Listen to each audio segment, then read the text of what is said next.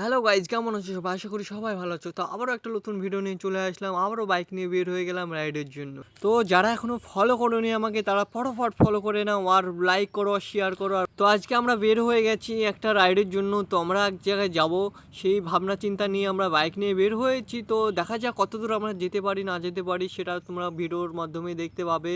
তো আমরা এখন আছি জলঙ্গি মুর্শিদাবাদের একটা জায়গায়, সেখানে আমরা বের হয়ে গেছি অলরেডি। তো দেখতে পাচ্ছ রাস্তার ভিউটা কেমন।